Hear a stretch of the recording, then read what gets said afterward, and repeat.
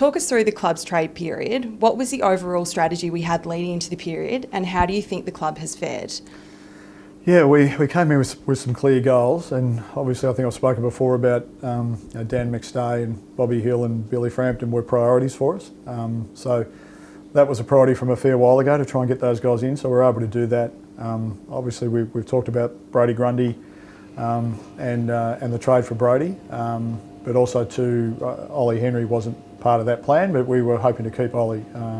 But obviously at the end of the trade period we were able to do a trade for Ollie, which was able to bring us in Tom Mitchell. So Tom was a little bit later in the conversation for us, and something that we hadn't really planned for. But obviously we were able to do a deal with Hawthorn to get him and Geelong to get him through the door.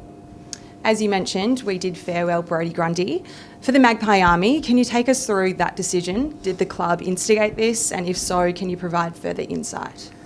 Yeah, certainly it was a conversation that was instigated by us, and it's probably taken 12 months to arrive where we did yesterday in relation to a trade, or arriving at a moment in time where we put through the trade for Brody yesterday. So I don't think it gives us any pleasure, and it's more about the long term, or the medium to long term future from a club perspective, and salary caps and those sorts of things. So from that perspective, a difficult day for everyone, obviously with Brody, but also all of us as well. But we felt that it was the right decision for the club in the medium to long term. And what does Brody's departure mean for the ruck position? Obviously, Darcy Cameron and Mason Cox carried the load this year.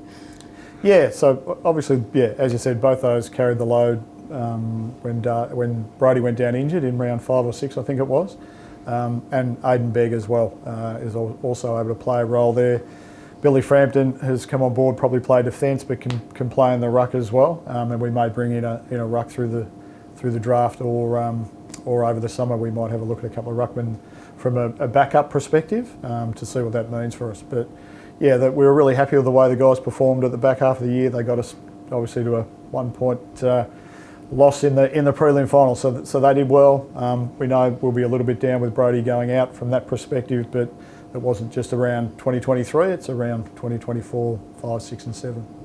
And the salary cap overall, it's been documented it wasn't in the greatest shape over the past couple of years. How is this club now positioned from that perspective? No, we feel we'll be in a really strong position going forward. Obviously there's been some tough decisions made this year, but also back in 2020 when there were some really tough decisions around players at that stage as well.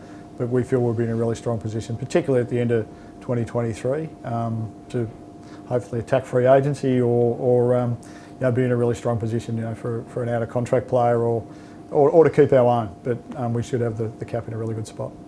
And Ollie Henry, he's now moved to Geelong. Can you talk us through this one? Yeah, it's a really difficult one for us. It only just happened half an hour ago.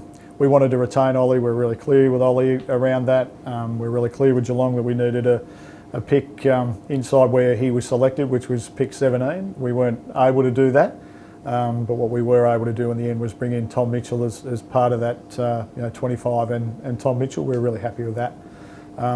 Disappointed to see Ollie go. He's turned 20 in August and is a really talented player, but he made it very clear that he wanted to be down the highway at Geelong with his brother, and fortunately for everyone we were able to do that at the end, but we weren't prepared to do it unless we felt it was the right deal for us, and in the end we're happy with that.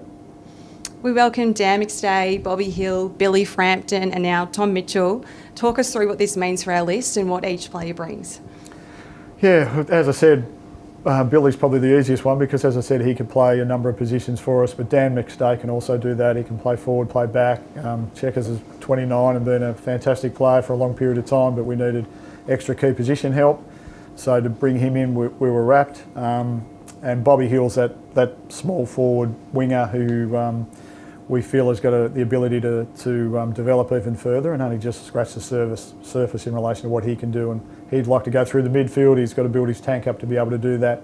And as I said, Tom's an outstanding ball winner, clearance player, centre bounce player, first possession player, which all those areas we battled with a bit this year, particularly out of centre bounce and clearances at times. But our captain's 34, turning 35, and we've had a multitude of players go through that position. Hopefully Tom can come in and provide support in that area.